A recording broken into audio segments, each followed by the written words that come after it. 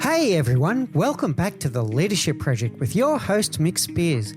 Our vision is to inspire all leaders to challenge the status quo. We bring you weekly topics and thought-provoking guests to get you to stop, reflect, and think about what it means to be a leader in a modern world. Our aim is to help you become the leader you wish you always had, as we learn together and lead together. Today's episode is brought to you by my new book, You're a Leader, Now What? The Proven Path to High-Performance Leadership.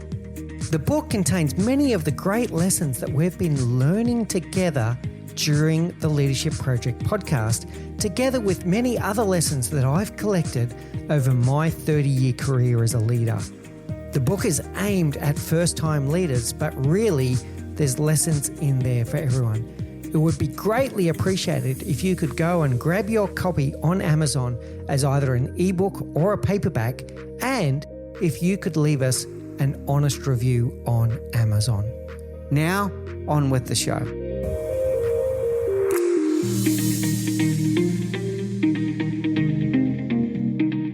Hey everyone, and welcome back to the Leadership Project. I'm greatly honoured today to be joined by Heather Hansen. Heather is a global communication consultant, a virtual trainer, and she's the best-selling author of a number of books, some where she was a contributing author and others where she was the author of that book. And the one that we're going to talk a lot about today is called Unmuted, How to Show Up, Speak Up, and Inspire Action. And there's lots of elements of that I think that we're going to unpack today. So really a lot today about communication skills and what it means when you're looking to lead people, particularly with an element around multinational teams and when it comes to where English may not be the first language of everyone that's in your team. So without any further ado, Heather, please do say hello to the audience, give a little bit of an introduction, a little bit more of that rich history that you've got working in lots of different countries around the world, and then what led you to be with us today. Well, thank you so much for having me. First of all, I'm really happy to be here. I love talking about these kinds of things with other people who are passionate. So I hope we dig in nice and deep into this subject today about communication and leadership. It's fantastic. Well, my background, I'm originally from California, born and raised in California. But I left 20 years ago this year, and I've spent the last 20 years split between Denmark and Singapore. And I started my company here in Singapore, Global Speech Academy, back in 2007. So for 15 years now, I've been working primarily as a corporate trainer, professional speaker, coach, all around global communication and relationship building. So that's what I've really dedicated my life to. And I think it's been a passion since I was very young. I was always a communicator. I started doing public speaking and competitive public speaking at age 12. And I think the bug bit me and I loved it. And it wasn't until I came to Singapore the first time in 2006 that I realized that I could make that my job, that I could be a speaker, that I could be a trainer. And I was already doing some language teaching back then. I was doing copywriting and editing and translating German English and Danish English at the time. But when I came to Singapore, I really made the switch very quickly into full-time teaching, training, coaching, speaking around communication topics. So I've been very interested in seeing and watching how we communicate across languages and cultures in the English language and the many dynamics that we face in that, how we lead our teams in a common language that isn't always the first language. And out here in Asia, it's so international that, you know as well as I do, every conversation we're in is multicultural, multilingual, multinational. And it starts there. And then we see it across all of our businesses here. So first of all, thank you for joining us today and congratulations on your success. That's wonderful. And when I say success, it's multifaceted to me. So you've had a successful international career, but you found something that brings you great joy that then you're able to turn into a career. And not everyone is able to find that. There's a lot of people searching for that. So well done in that regard. Can I ask you? Thank you. What is it about public speaking personally? What is it about public speaking when you stand up on that stage and you give a presentation? What does it bring to you, Heather? It's a very good question. It's a very good question. I'm not sure I've thought about it. I really, really enjoy it. And, I think a lot of people think that I've been doing this now over 30 years, right? Standing on stages, presenting, training, speaking. And I think people expect that there's some kind of rush of adrenaline and it fills you up in some way. But I have to say, I get nervous every single time. Even today, even 30 years later, I still have butterflies in my stomach every time. I still want to do my best. I want to help the audience. I want to teach them something new, have them hear something that inspires them. And I think I do put quite a bit of pressure on myself to be able to deliver something that the audience will enjoy. So what do I get from it? I think it may not be from that situation itself, but after. Like when we were talking before we started the show about our books and how fulfilling it is to hear back from people who have read it. And when they say, wow, this really changed my life, or I'm so happy you wrote this and thank you. It's that kind of feedback of knowing that you are touching people's minds, right? That you might be opening their eyes to something they hadn't thought about before, or that you're showing them the world from a different perspective that they hadn't quite seen. And I think that's what's really exciting. And I love that both from an audience perspective, when I watch other people speak and share and teach. And I love being able to bring that to other people as well. I'm not sure if that answers the question exactly, but that's probably what I get out of that, is that fulfillment of knowing that I'm making some kind of difference in the world, that I'm showing up, speaking up, and hopefully inspiring, to bring it right back to unmuted. That's my hope, that everyone will do that they'll show up and speak up with their truth and their authenticity and inspire others to do the same.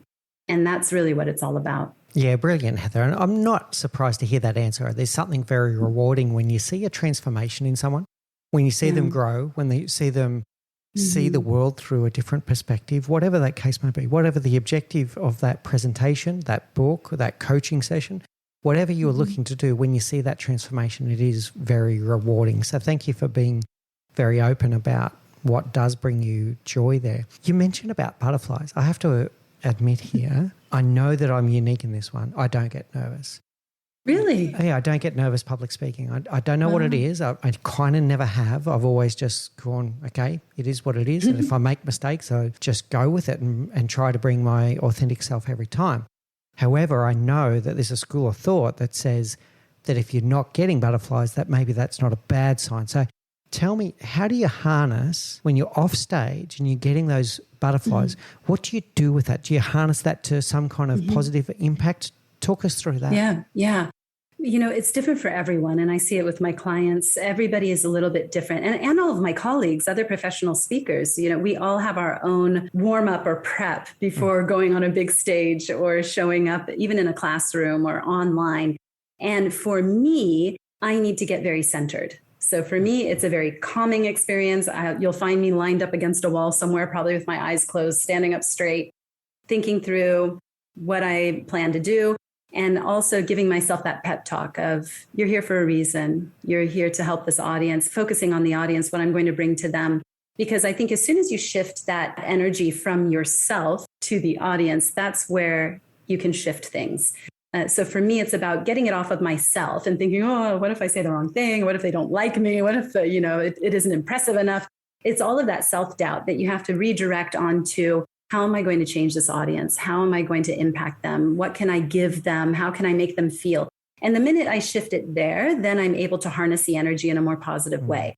So that's my personal way of doing things. But I have plenty of clients, some of them and colleagues who will need to go to the bathroom and dance and scream and yell and get all that anxiety and that anxious energy out of their system. I know before I did my TEDx, which is probably the most nerve-wracking talk I've ever given, which is all it's pressure you put on yourself, right? Because you're wrapped up in that self-importance of, oh, it's such a big deal. There's a TEDx and all of our dream to be on a TEDx stage.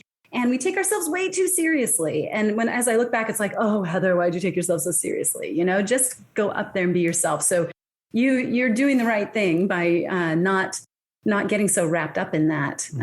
But I do think that those butterflies are very helpful. That little bit of adrenaline, it sharpens my mind. It helps me think better. If I'm not feeling that, I feel like there's something wrong. Either my content is stale and I haven't updated it and I've been doing the same thing for too long, Or maybe I'm just not feeling a connection to the audience. And then I really kind of get on myself like, why aren't you wanting to help them as much as any other audience? What about this audience that you're so comfortable that you think, I don't know how to explain it. But yeah, I like to have a little bit of that little buzz of, okay, it's time, it's showtime. And that I think helps in presenting and to an extent performing in a larger keynote style situation, because there is an element of performance that goes with those types of larger presentations. Yeah, there's three really powerful things I'm taking away there, Heather. The first one, the word centered. I think that was really important. And if the audience thinks about that, we've had Richard Newman on the show before talking about gravitas and about congruence. And I believe if you are centered before you go on stage, you're going to make sure that you're on message, and everything about you, your body language, your stance, everything about you is going to be congruent with the message that you're trying to express, the emotion that your audience, you want them to feel, etc. That was the first one. The second one, I love that it wasn't about you, it was about your audience, and remembering that you're there to do something for your audience. You're really there to serve them, not yourself. And the third one goes along with that, not taking yourself too seriously. Most people are our own worst critic, and one of the ones that is a mindset shift that I think a lot of people that aren't a confident speaker need to make is to remember that no one in the audience is even going to notice if you mess up your lines a little bit, if you get things in a different order, where you use one word when you really meant a slightly different word. As long as it doesn't lose the essence of your message, people don't even notice. They don't even blink an eye. And I see some speakers get off the stage and go, I meant to say it this way. Doesn't matter. They don't know the difference, right? Yeah. And the other reframe I try to remind people of is the fact that the audience is on your side. We often feel like they are there just to judge us and nitpick and find things that are wrong. But if you think of any time you've watched a nervous speaker, you just sit there feeling nervous for them, right? You feel like, oh, come on, you can do it. Oh, no, it's okay. You're doing great. Like, come on, you can do it. And it makes the audience uncomfortable when the speaker is uncomfortable. And when people turn it around that way and think about it and go, oh, yeah, you're right. I never sit there thinking, oh, I hope he bombs and walks off stage. Nobody ever wants that. It's so uncomfortable. And so if you remember that the audience is there to support you, they want to see you succeed. They're on your side. They really want you to do well and to inspire them and to have a great time. And that also can take a lot of the pressure off, I think. Yeah, that's another brilliant mindset shift. Everyone at home, have a think about that. Everyone in the audience is not sitting there waiting for you to fail, waiting for you to stuff up. They're actually cheering you on. Whether sometimes it'll be physically cheering you on, other times inside they're wanting you to knock it out of the park. So, yeah, really good one. Next question I want to ask you, Heather, is about this concept where some people will say it's just a natural skill. You're either born with it or it can be taught. And you do a lot of teaching of people around public speaking. So I'm guessing what your answer is going to be. But what is this balance between whether someone is just a naturally gifted public speaker versus someone that needs to work on their craft from the ground up?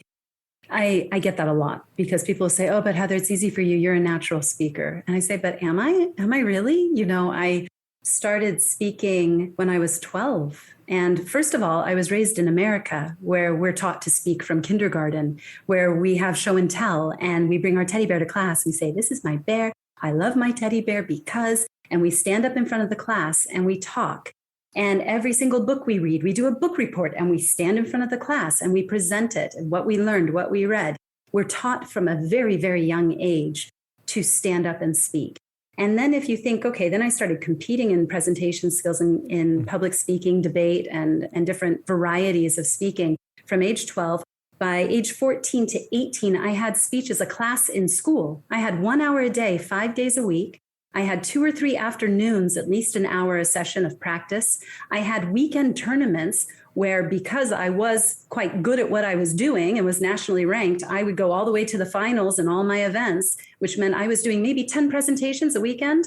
So I had my 10,000 hours clocked before I even turned 18. And so am I really a natural? I don't think so. I had a tremendous amount of coaching and training, and it was my life. And then even leaving after high school and moving on and through university and always being encouraged to speak up and having the confidence to say, I'll do the presentation, it just snowballs, right? Nature versus nurture. I've been encouraged to speak up and placed in those types of roles my whole life. And that has given me more opportunity to practice and get better. And even now, anytime I'm on a stage, I can look back, like you said, we're our own worst critic. And I can always find things I should have done better. I could have done better. That should have been more polished. Or why did I say it that way? Heather, you could have done that better. I can nitpick to my own death, to find the things I would change. So there's always ways to improve. So definitely, I think it's something that is taught. It's something that I've made a career of teaching. And I see people develop and grow in confidence and take a presentation that really didn't have a logical flow, was missing stories, didn't make a lot of sense, and then pull in different ideas and completely change that presentation and do a really wonderful job. So you can see that progression just by getting coaching and help and feedback. Yeah, that's a powerful message for everyone at home. So even people that come across as natural speakers, it's probably been their environment that led them to that. Yeah. So I would say I'm a bit the same. I've had opportunities to speak from a very young age, and now it does come natural to me. And yet, just like you, I work on it every day. I go, okay, what went well? What didn't go well? What would I do differently next time? So I'm always looking to improve. So it's absolutely a trainable skill, but it's a trainable skill that takes practice and commitment. How does that sit with you? Absolutely. Absolutely agree. All right, brilliant. What about introverts versus extroverts? What's your opinion there about public speaking? I think, and I have seen introverts be amazing speakers, because something that we forget, which is probably the most important part of giving a presentation, is knowing your audience, listening to your audience, feeling your audience. And introverts are very good at that, really good at listening, of watching, of reading reactions in the room, and then being able to build on that. So I really don't think it's a disadvantage being an introvert. I know plenty of professional speakers who are also introverts, who are not necessarily energized by being around all these people and being on a stage. I can go both ways. I can be very, very extroverted, but there are also times where that can be very, very draining for me. Or I can give a talk and then I completely crash after, I can run a half-day seminar and then be completely crashed the rest of the day, depending on how I manage my energy or don't manage it well. And so I don't like to use those labels of, oh, I'm an introvert, so I'll never be able to be a good speaker. That's really not true. It really isn't true. And I've seen people who overcome any kind of shyness or insecurity. I don't think it's a personality-based thing. And I think an introvert can be just as powerful a speaker on stage. So I'll give a case study as an example. We talk a lot on this show about Simon Sinek, because he has been influential amongst 5 people. He's been some of the most influential people in what we do at the Leadership Project. And Simon is a well-known introvert. He speaks about it very openly. He comes off the stage absolutely exhausted and drained. I'm off the scale extrovert. So I come off the stage energized, and I'll be bouncing off the walls for 12 hours, and my wife will be going, oh my God, he's given a speech again today. That's just about the energy. Yeah. But look at Simon's delivery. It's a learned behavior and it's a learned skill that he's learned. But look at the deep connection that he gets with his audience, because he knows his audience like nobody else, right? It's exactly that. So when he does that delivery, and it is a rehearsed, well-drilled delivery, but the content is so in line with what the audience is feeling. You've got a good point there. Yeah, that's a great example. Yeah. All right, so I want to talk about Unmuted then. So what inspired you to write that book? The book started as a very different book, actually. It was originally going to be an update of my first book, Powerful People Skills, that I wrote in 2009. And I was speaking with the publisher, and we thought, I think it's time for an update, Powerful People Skills for the Digital Age. And that was what I was beginning to write. Then the pandemic hit. And when that happened, we all moved online into all of our calls and our, virtual boxes. And every single call we got on, it was, you're on mute, you're on mute, you're on mute. And I couldn't help but thinking, actually, we've been on mute for a really long time. Many of us have been on mute, even long before the pandemic. We've been silencing our voices. We haven't been speaking up when we know something needs to be said. I mean, our world is an absolute mess. Many of us have lost complete trust in our leaders. We wonder, where are we headed? Why are we still listening to these same voices? And I thought, we need more voices in the world. We need to start hearing from the people who have been on mute in their families, in their communities, in their companies. And we need to start hearing all of the voices. And that was what really drove me then to say, okay, no, this is not just an update. We need an entirely new book. The publisher was not incredibly happy. And I ended up then completely changing course, went with a different publisher out of London, and Unmuted was born. And so although the idea came about at the start of the pandemic, like many books that were written, it certainly isn't about the pandemic, because it's about a situation that I think has been happening for way too long. And it's looking at, okay, how do we start hearing these voices that have been silenced either by our institutions, by our leadership, or because they've chosen to silence themselves and they aren't speaking up. So how do we start hearing that and getting new ideas, new innovations? Our world is changing so fast, and we need to keep up, and we need new ideas. So that was the driving force behind Unmuted.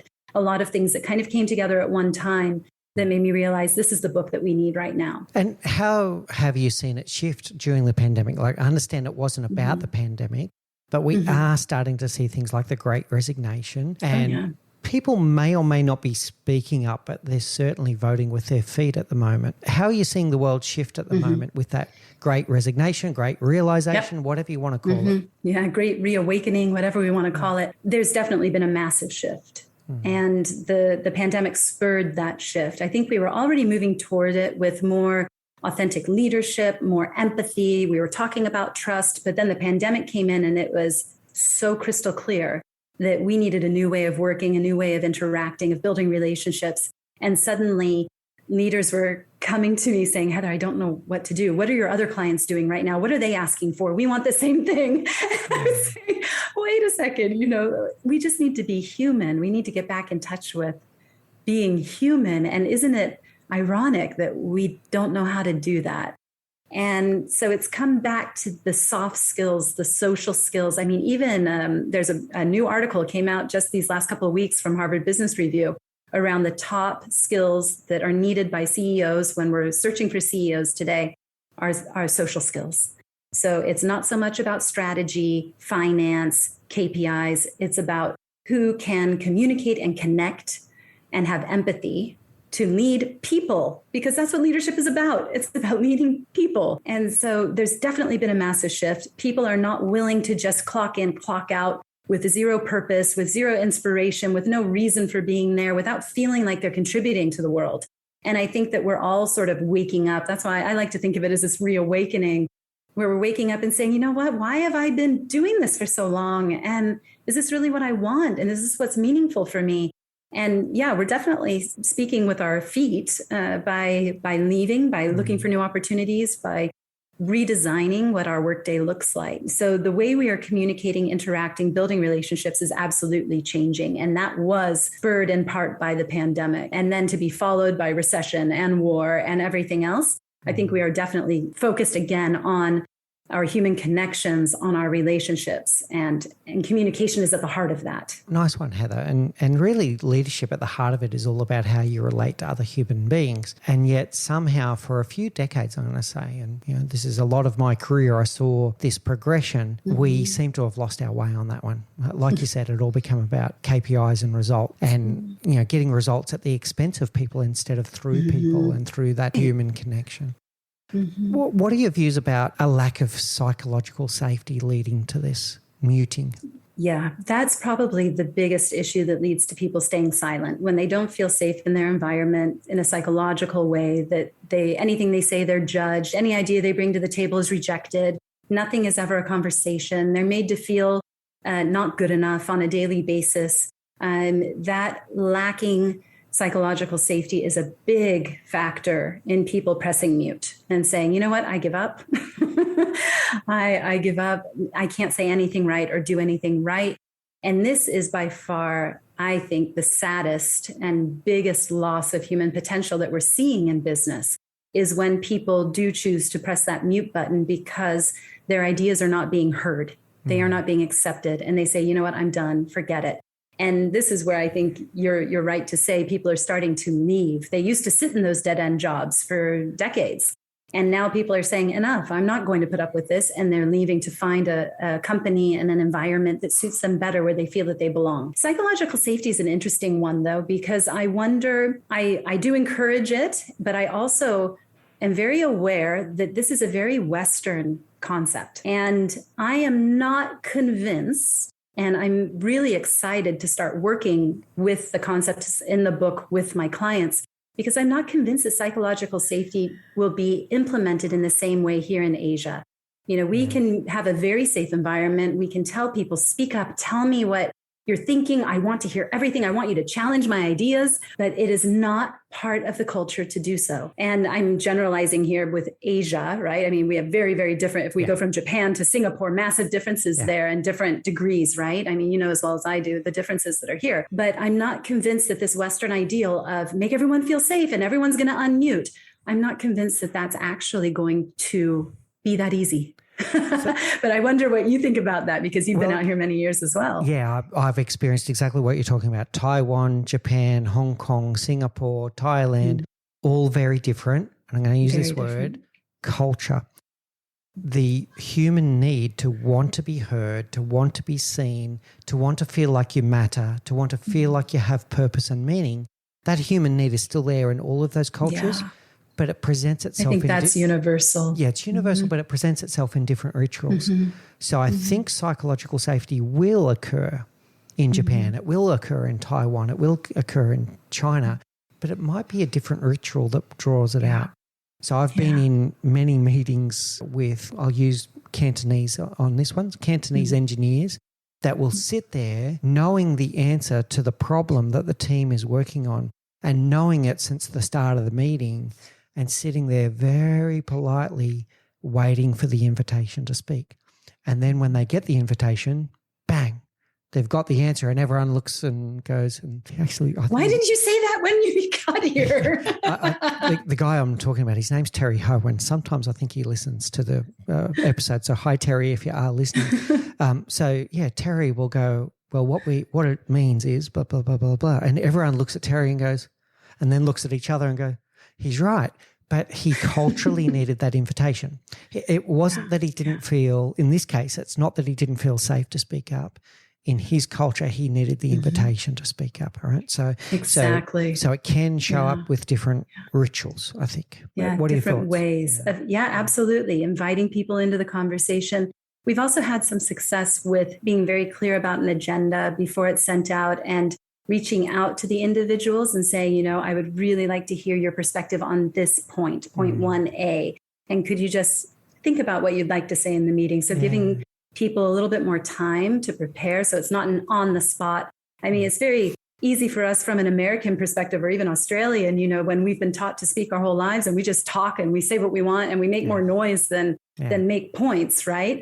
And it's easy for us to just off the cuff do that. But if there's a language barrier, if there's different politeness rules, respect, all of those things, sometimes it needs a little bit more preparation. So there are different things we can do. So I think you're right. It's about how we create that psychological safety in this context, which might look very different than how we're doing it in the Western world. And different is not necessarily wrong. It's just different. No, absolutely not. You need to understand those differences. Exactly. Really good. Yeah. I want to go a little bit further than back to our introverts and extrovert.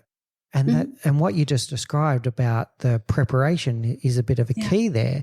But the same thing.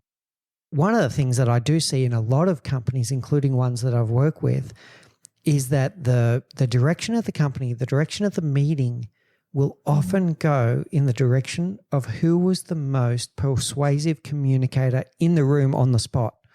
It's exactly that. And someone that needed more time to process might have had a far better idea, but they needed time to process it, or they needed the space to be able to think it through before they could express their opinion. What's your view there about how we balance, whether it's introverts, extroverts, or that persuasive, dominant voice in the room versus someone who's more reflective, who, with given a bit more time, might have given a richer answer? What are your thoughts on that?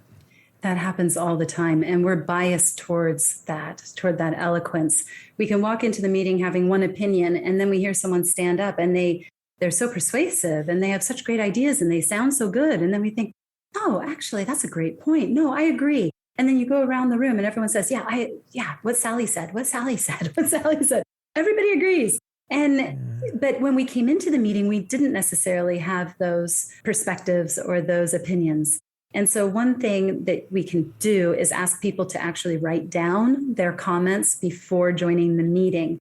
And I think one company that has a really interesting system is Amazon. So they have these narrative reports that they write, and they're very structured, it's very specific. And before any meeting, that narrative is written and it is circulated. So everyone has read it or is expected to have read it when they arrive, and they know what is happening, and the narrative is very clear. And then people have their responses to that prepared. But what we can do very specifically is to have people write their thoughts before entering the meeting and then have them read their thoughts. So regardless what is said, let us hear what your original idea and response was to this. Because often the best ideas will just get overshadowed by that dominant voice, that person that's a little louder, more eloquent, and everyone says, oh, yes, yes, yes, I agree, I agree, I agree. Yeah. And that's where we lose the voices, and we end up listening to the same minority of voices over and over and over because, they just sound so good and they're so eloquent and they're logical and it makes sense. But we're missing the real gold that is getting lost in every meeting. So that's a really good one on the Amazon, really good example. And I've seen that in practice as well, and it does work. And it for everyone in the audience that might be thinking this question, it doesn't actually diminish brainstorming, it enriches it. So you'll still bounce ideas off each other when you get into the meeting, but the richness of the content will be there before you start, and therefore the debate can go in all kinds of directions instead of just in the direction of the dominant voice. Yeah, really good, Heather. I think that's leading us towards one that I wanted to talk to you about, and that was you speak about micro inequities that come from language. How might that play there? Well, micro inequities could underlie anything. We also hear the term microaggression, and that's usually in reference to specifically racial micro inequities. But micro inequities could be little statements, little things that when you hear them, they seem like nothing. And the person who says them will always say, oh, I didn't mean anything by it. Oh, I didn't mean that. I don't mean to be offensive. I don't mean to be rude. No, I never mean it that way. It's such an offhand comment. But when you're on the receiving end and you hear it, every single time you open your mouth, it gets very, very draining and tiring. It's just when I lived in Denmark, I was the receiver of this all the time, because the minute I opened my mouth, oh, where are you from? It's an immediate, they mean nothing by it. They're being very friendly. They're just curious. But what they're doing is they're pointing out every time I open my mouth that I am an other, that I don't belong, that I am foreign, that I will never belong, that I am different. And so when you hear that every single time you enter a meeting, it's like, gosh, can't you just listen to what I'm saying and stop being so concerned about me being different, And they don't mean it that way at all. It's inequitable, right? It's a micro inequity. Or, oh, I love your accent. It's another micro inequity, which you don't mean anything by it. You don't mean to be rude, but for the person receiving it every day, it's different.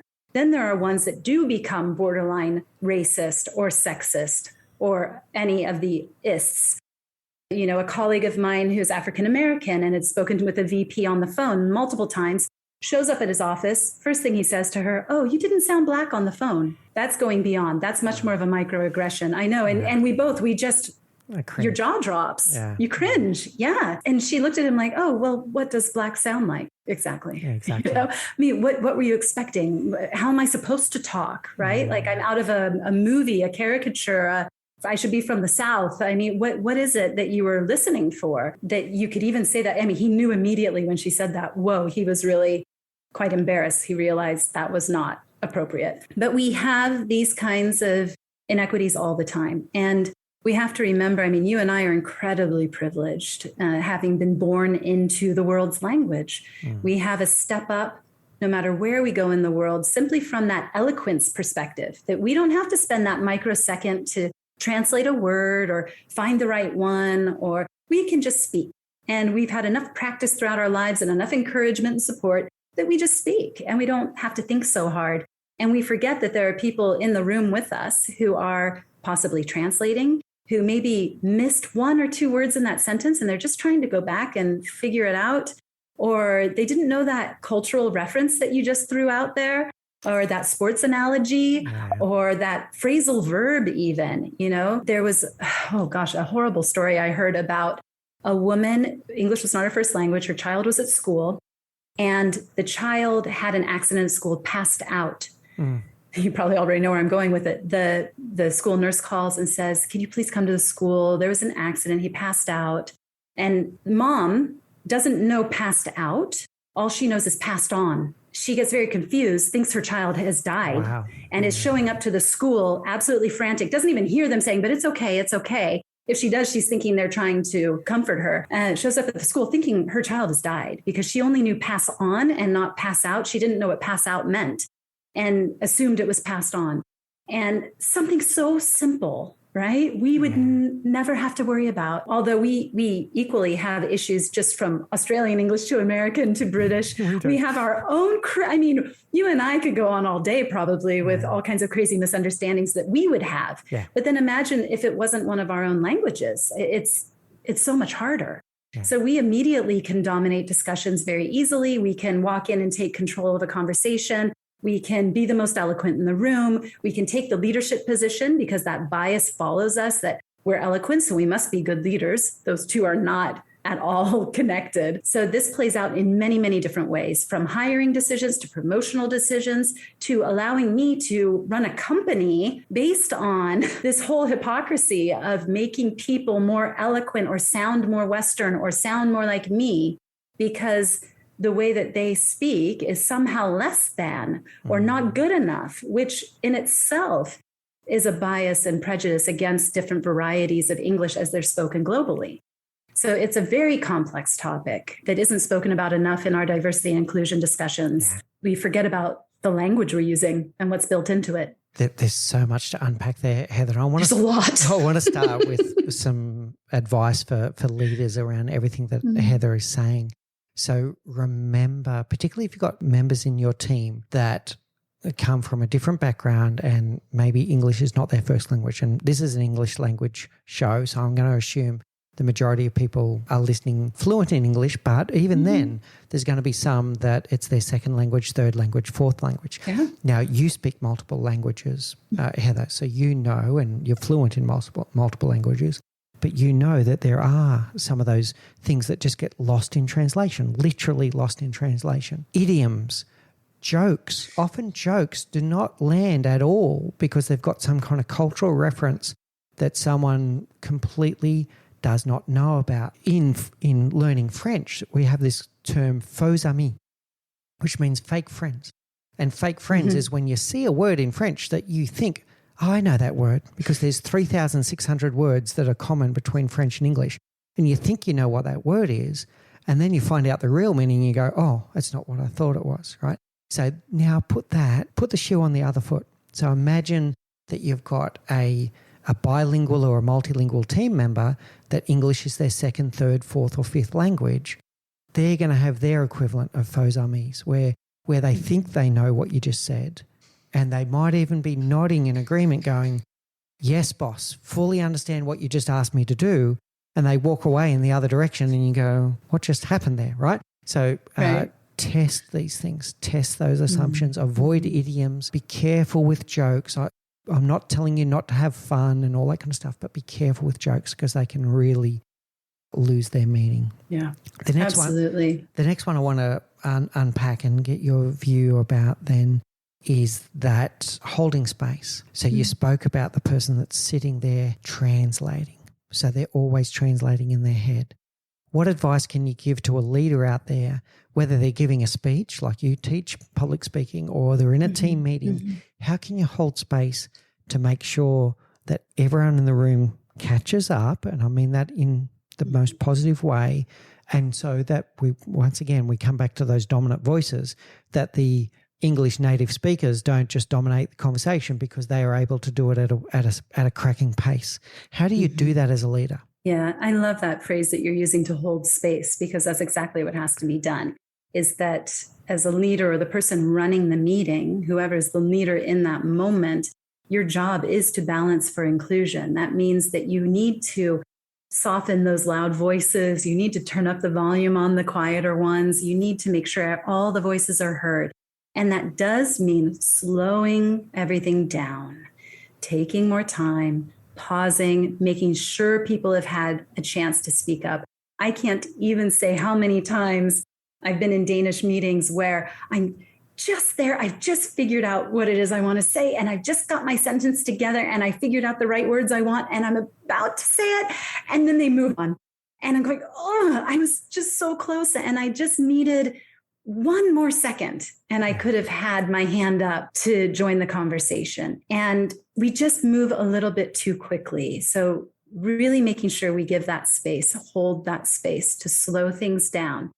Also not falling into the trap of checking for understanding by saying, got it, right? Everyone understand? And then you get a bunch of nodding faces. Yeah. That is not checking for understanding. So you need to really go around and ask for the input. And what do you have to say about this? And so what's your next action after our meeting? What are you taking away from this? Everyone, can I hear from everyone? What are you taking away from today? What's the one action that you're going to take now? You need to actually check that they have understood, not do you understand? That's probably the worst question. Just remove it from your vocabulary because everyone will say, yeah, boss. And then out the door, different direction, as you said. Yeah. Everyone walks off in a different direction. Yep. The world is full, a history full of meetings where people have walked away going, yep, completely understood what just happened, and they've got a different understanding of what just happened. Yeah. I teach something to my leaders. I'd like to check in with you on this one. Sure. I call it who's holding the pen. And it's about who summarizes the meeting at the end, and that it shouldn't be the leader, that it should be the team. And in doing so, you're doing at least two things. There's probably more. One is you are checking understanding, that when they say, yep, this is my understanding from today's meeting and what we're going to do next, that you are checking that there's a common understanding. But the second thing, they take massive ownership, because if they're the one that held the pen, whether it's a virtual pen or it's physically writing on a whiteboard, if they're holding the pen, they take massive ownership when they leave the room. Yeah. Any reflections? Yeah, I love that. No, I love that. That's exactly what we want them to do, is that they need to be telling the leader what the next steps are and what they've taken away from the meeting. Otherwise, if you just summarize it for them, you have no clue if they actually understood or not. Yeah, I love that idea of the hold the pen. I like that.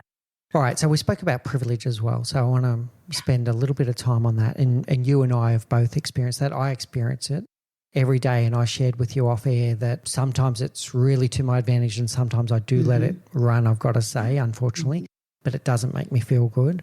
But here I am as a foreigner living in the Philippines, and when I speak, everyone stops and listens. And more than respect, it's something in the Filipino culture where everyone goes, oh, foreigner, must be smart, must have something very clever to say. Yeah. And I'm just me. I'm no different because of the color of my skin and the accent. And they have a term here called nosebleed, by the way, which is when they struggle with your accent. But, I have an accent and all these kind of things. But whatever I say seems to have more gravitas or more weight than a local. And it's completely unfair. Can you expand more on this and what we can do about that problem? Yeah. This is a very, very real thing. We have privilege in general, just being white Westerners in Asia, massive, massive privilege, going all the way back to colonization and just the imperialism of our cultures throughout the world through YouTube and Hollywood and music and media. We have this privilege anywhere we go in the world, really. And especially in Asia. And I know that I've built my whole business based on this privilege. I was almost 27 when I started my company, and I was walking into C-suites and them saying, yes, Heather, we want you to coach. I want you to coach me. Never had a corporate job in my life. 27 years old, female even, which is amazing. Having, older Asian men in the C-suite say, no, I want you to coach me. Now, I can imagine there were tons of local trainers with 20 years experience who could have been training these leaders as good, if not better, probably much better than me with the wealth of experience they had. And they were not even looked at. They weren't even considered. So what was it about the fact that I could come in? Okay, I was Western educated, which is put on a pedestal. I had English as my native language, not thinking that most Singaporeans have grown up with English as their native language. We just don't classify it as such from a global perspective. They've all been educated in English. English is their strongest language. They use English at home, everything else. But no, we don't classify them as native speakers because they aren't Western native speakers. So definitely our privilege just in general as a white Westerner is massive here. And then on top of that, the linguistic privilege that we see in all of the companies, from being able to speak up in meetings, like I said, but also, here in Singapore, we've had the Speak Good English movement for decades now. I mean, that was a hot topic when I came in 2006, and it had started even earlier. And we still have it today. Speak Good English campaign. Well, that is specifically implying that the English spoken here is not good, that it's bad English. But what is it that makes it bad? We're living up to this idea of some perfect British English that is the standard. And yet that has nothing to do with the way we do business here, the way we communicate. And the British English that they are aspiring to is only spoken by about 5 million people worldwide. It's less than 3% of the population in the UK actually speaks this Queen's English. And that's what we're saying everybody should sound like. I mean, what a shame it would be if we did all sound the same, if we did all aspire to, all speaking like the Queen or all being Barack Obama. I mean, I don't know, whoever you put on that pedestal, it would be a very boring world if we all sounded the same. Yeah, absolutely. And this is going to be a really good segue. I think I'd like to expand more on your TED Talk. So your TED Talk was how to speak bad English perfectly. So tell us more about that. Yeah, that was really, I think I was frustrated with the entire industry that is referred to as accent reduction. And that term is used nationwide in the United States. It's a keyword. Every SEO company I work with on my website says, you need to use this keyword because that's what people are searching for. And I say, I will not have that phrase anywhere in my material because I'm so against it. Why would I want to reduce someone's accent? What am I reducing it to? What am I taking away? And we all have accents. And every time I say that, if I'm speaking to another native speaker, they'll be like, well, I don't have an accent. Yeah, you do. Yeah, we all have accents. And some of them are seen as high class, educated, clear, worldly, and others are not. And it goes to how we've been raised. It goes to the media. Look at every Hollywood film. Who's the bad guy? The bad guy never sounds like the sexy Hollywood male voice. The bad guy sounds German, sounds Russian. Sounds Arab, sounds foreign, always foreign. And if every time we hear a foreign accent, it has a negative connotation, then of course, we start to have this hierarchy of accents where the Hollywood, gorgeous California accent, which I am blessed to have been born into, has one of the highest ranks. Whereas as we go down the list, Indian English is so hard. I only hear that when I am calling a call center and having issues, and they're so hard to understand. And I'm already frustrated. I'm having a negative experience and I don't want to have to try to understand. It's my language. This idea of ownership that we have over the language. So it goes on and on, but this idea that we need to change people, that we need to reduce their language, their accent, take away something from their culture and replace it with something more like ourselves. I just cannot get on board with that idea. And so it's about not reducing someone, reducing an accent. The accent isn't even the issue. It's often around clarity. So how do we articulate certain sounds? And I have to think of it as well as an American. I have really lazy T's. I say water. I don't say water. I say internet. I don't say internet. I say clarity. I don't say clarity. And so I also have to be careful how I speak, how I interact. And I'm careful about my articulation, especially on a podcast or in a global environment or on a big stage. And so it's something for all of us to consider. And so instead of accent reduction, what I argue is that we need more accent recognition, that we need to be better listeners, that we need to start training our ears to understand the accents of the world and all the accented varieties of English, because we've never spent any time learning that. And it is a skill set as well. when you understand the backgrounds and the first languages that people speak, you can realize, oh, so every time they do a TH, it's going to sound like an S or a Z, or it's going to sound like a T or a D if they're a Mandarin speaker, or it's going to sound, we know this. In Singapore, if it's a word final TH, it'll be an F. Same with Malaysia. There are little things that you can pick up on. And then once you think of it as a game, it's a code, and you can break the code, and it gets so easy to understand, and you can speed up the time it takes to tune your ear. So we need to be making an effort as the listener. So learn how to listen so that people actually want to speak. Instead of focusing all our time on learning how to speak so people listen to us, no, let's start listening so that people want to speak up and that they feel as they belong and that they want to share their ideas with us, that we aren't judging them, we aren't making them less than, we aren't putting down their accent or constantly pointing it out, but we're understanding and making an effort, meeting them halfway, if not more than halfway, since we're the foreigners, remember. We should be meeting them on their side, not the other way around. Just brilliant, Heather. This has got me thinking a million miles an hour of some different things that have happened in my career. From years 2009 to 2013, I was working on a project which was a multinational project, and it had French people, it had people in Hong Kong, it had people in New Zealand and in Australia. And at one point, I called myself the English to English interpreter because I did have a knack to be able to listen to a French person speak English in a French accent and understand what they were trying to say, and listen to a New Zealander or a Kiwi with a Kiwi accent speaking English and understand what they were saying. And I'd be in conversations where I would be the intermediary between a French person and a Kiwi and saying, no, what he was trying to say was, and no, what she was trying to say was. But it's that skill. It's a skill that you can learn. It is a skill. To listen, deeply listen, listen to the intent of what they're saying, not just the words, the intent of what they're saying.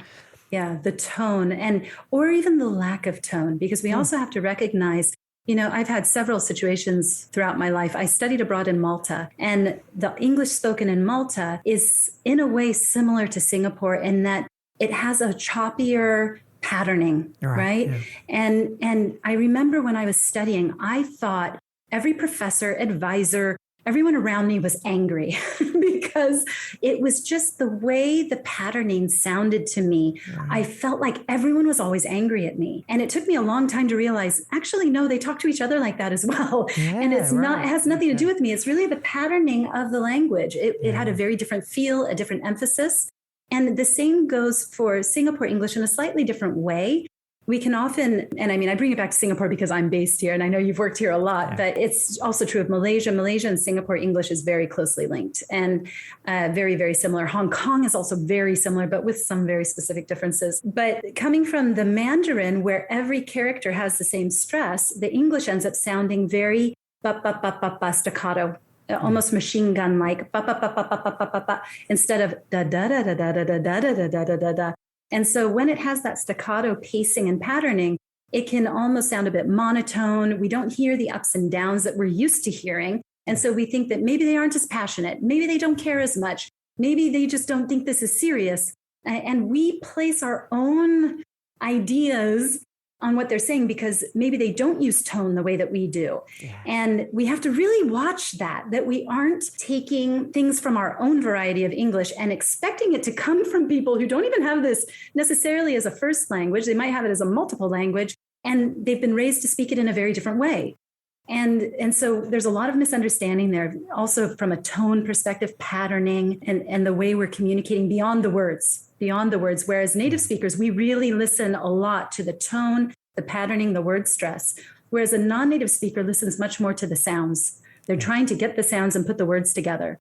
And they don't always think about the tone and the extra meaning. And that also is a huge disadvantage because we can be much more powerful and impactful because we have this extra layer of meaning with the tone and the patterning that we use and the pace and the pause, and because we don't have to think about all the little sounds and words. So it's amazing. I could talk about this all night. So you just stop me when you want to cut in. Absolutely brilliant. And it can be the choice of words too and the tone. Like for me, one of the ones that took me a while to get used to in Asia was the use of the word noted.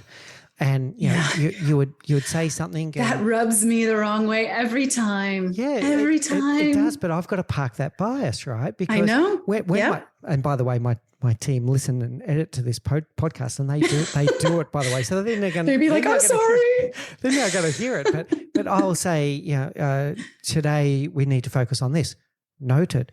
And for me, that's like, noted, really? Because it means, because when in Australia, if you say noted, it means I heard you. I don't agree with you, but I heard you, right? Yeah. It has a real negative feel, right? It does in American English too. We would be like, it's like, yeah, I got it. Like noted. Yeah, but here. And I don't really think I agree. Yeah. But here it means. Yeah, here it's totally normal. Good. Let's do it. Yeah. So, anyway, you got to watch for these things. But the big message I heard from you, Heather, if I can classify it all, this is not about assimilation. It's about inclusion. It's about respecting people's culture, celebrating people's culture. It's everything that makes up who they are, and it's up to us to listen more clearly. That was my biggest takeaway there. Exactly, because we get so much more from that diversity. We want to hear those voices. We want to hear that rainbow of sounds and varieties of accents, and it's all bringing something to the table. It's bringing culture and experience and background and life experience, and that's just so important. That's what we need right now. We need those voices that have typically not been heard because they're too hard to understand, or it takes too much effort. No, it's time to give them space at the table and really listen. Yeah, brilliant.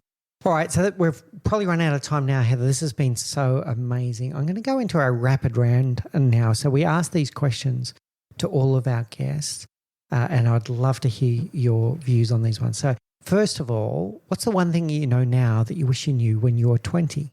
The power of network, the power of relationships, even down to possibly the university I chose to go to. I valued what I thought would be the best education over the power of a network.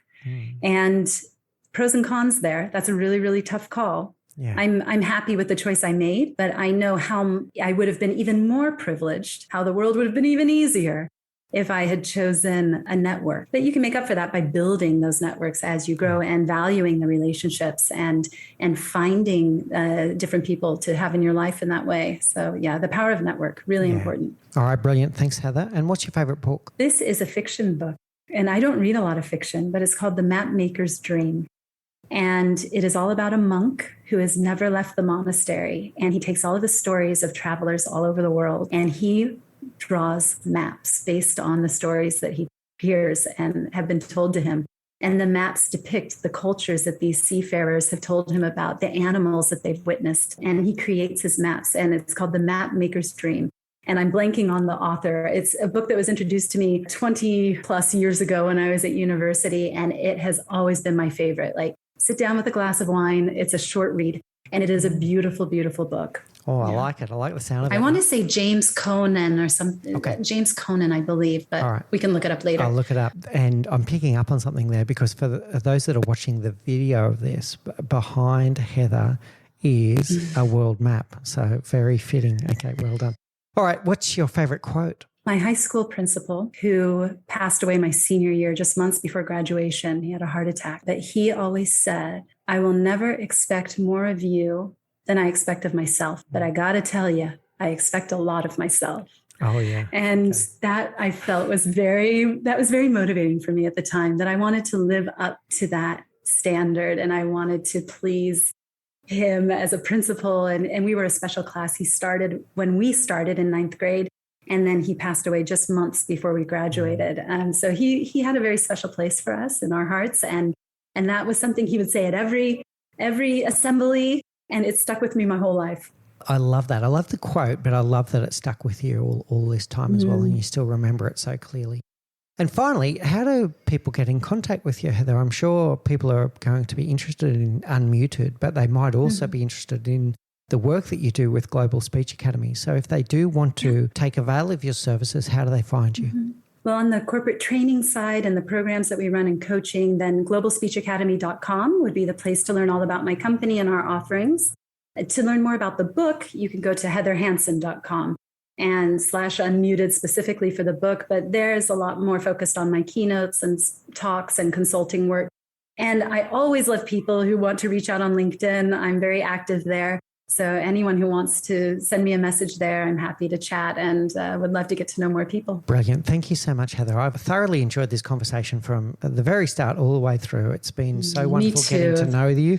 And thank you so much for everything you've shared with us and the audience today. Thank you. Thanks for having me.